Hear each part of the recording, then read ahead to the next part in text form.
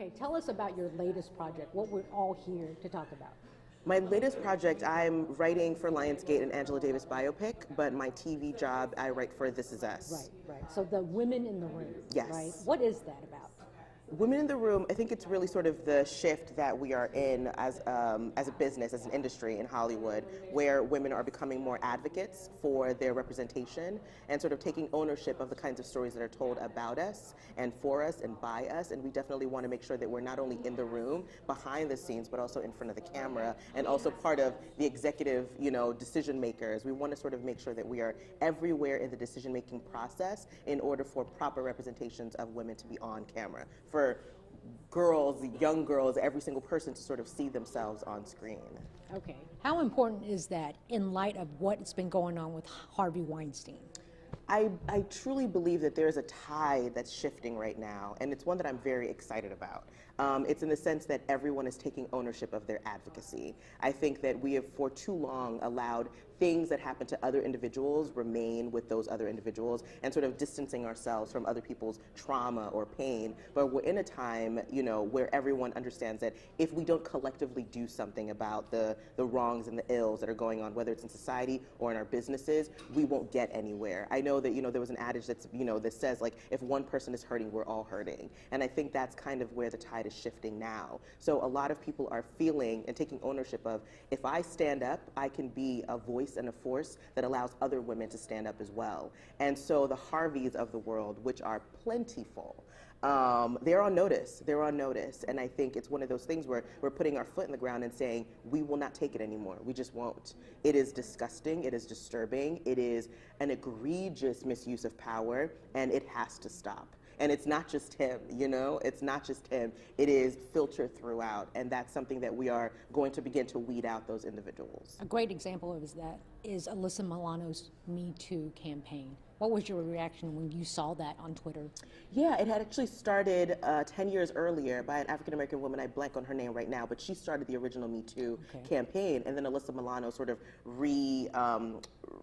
reintroduced it to the world, essentially. And I'm so glad that that woman has been given her due for starting that campaign 10 years earlier. But I think it's one thing that, social media is a big part of how we become advocates for every and all things. And so I think hashtagging Me Too and showing, other women that you are a sister in that trauma, showing men that this is something that's happening to their friends, their colleagues, people in their family, and letting everybody see it. I think it's really important when people come forward with these things that happen to them, because then you allow other people who are too scared, you allow other people who sort of want to keep those things behind closed doors to know that there is a voice, to know that people are no longer going to be silent. And so that's what I love about the Me Too campaign. I remember opening up my Facebook page and just seeing a flourish of Me Too. Part of me was heartbroken and disgusted and disturbed, and another part of me was so grateful, that women were now taking a stand and saying, I am going to share my pain in order to help other people. I was surprised. Yeah. In 2017,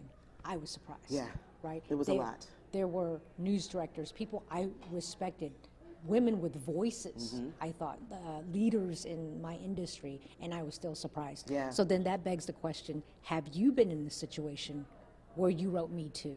I have, and fortunately it was not connected to my work in the business. It was not connected to, I have had incredibly positive experiences in the very short time that I've been working in Hollywood. But I think it's something that should not be specifically for a particular industry. I think it's sort of any kind of trauma or abuse that you've faced in your life, and you're sort of advocating and sharing for the people who aren't only working in Hollywood. So I have. I definitely put my Me Too up there, and I explained my story, and it was one that I have since buried and sort of put behind me, but it's definitely something that I knew that would hopefully help someone who's either going through a situation presently or someone who knows someone who else who is. Well, can you share that story with us today? I can share elements of it. I think it was in a previous relationship that I sort of allowed certain things that weren't supposed to happen. and which terrified me and sort of left me feeling very exposed and very vulnerable. And it was a situation that I was luckily able to get myself out of with the help of family and friends, but it was definitely something that was eye-opening, because I think we spend so much time thinking that, oh, it can't happen to me. I am not one of those people. I'm strong, I'm smart, I'm this, I'm that. But it's just sort of like you can be that and also a victim, you know? And so I definitely think that sharing that story was something that was sort of a beautiful release for me, and also something that I feel like hopefully helped other people. And so what is your message from that, besides that it's not one-dimensional, that you can be a victim and a strong woman? Yes.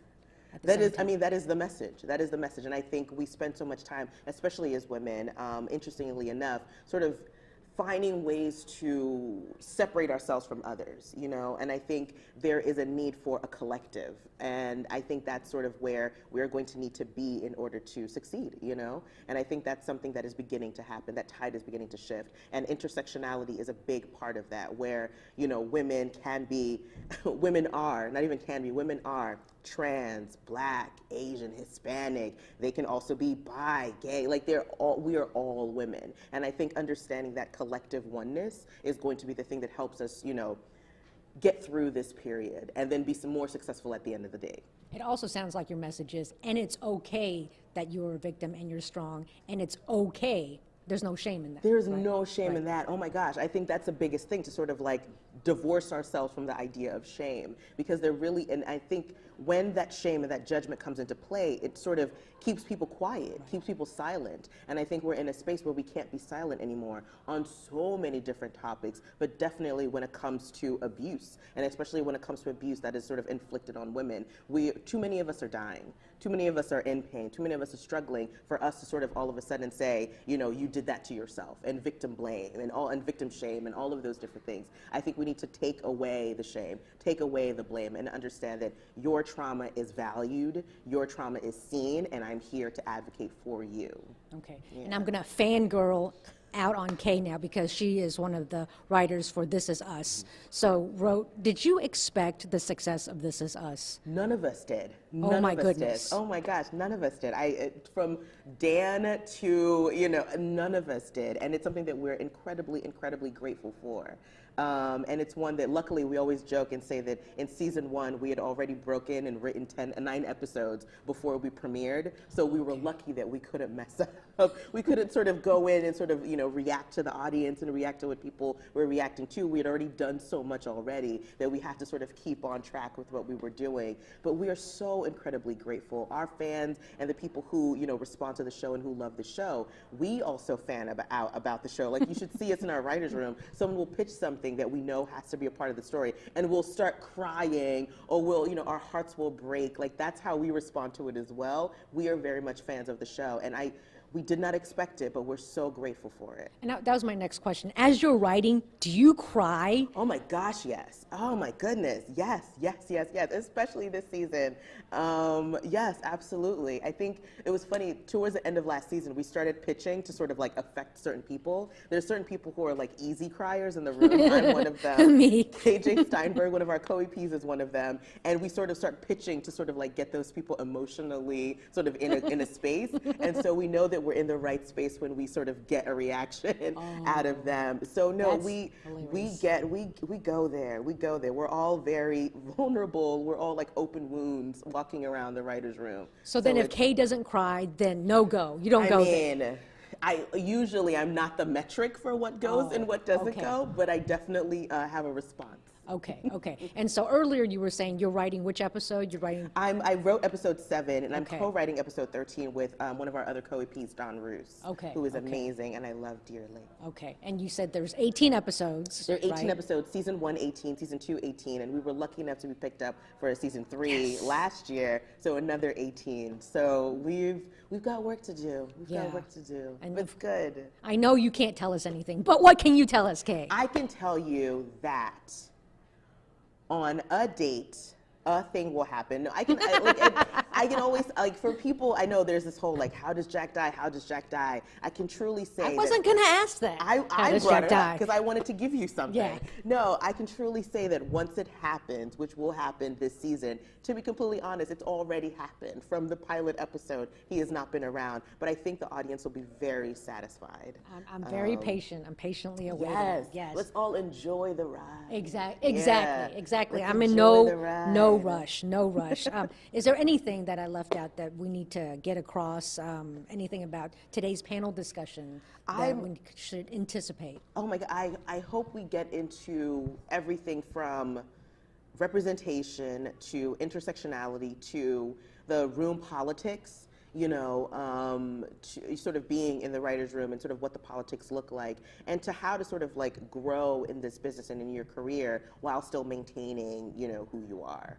I'm not a mom or a wife yet, but I know that the women on the panel, some of them are mothers and some of them are wives, and so I'm hoping that they are also able to talk about that balance, because there are writers in my room personally who are mothers and are wives, and I know that the balance between the demanding job and sort of being there for your children at all times is something that it definitely, you know, it is not an easy thing, and women sort of get tasked with that, whereas our male counterparts are kind of just free to be, you know, as awesome as they would like to be, as awesome as they think they are, and as awesome as they would like to be.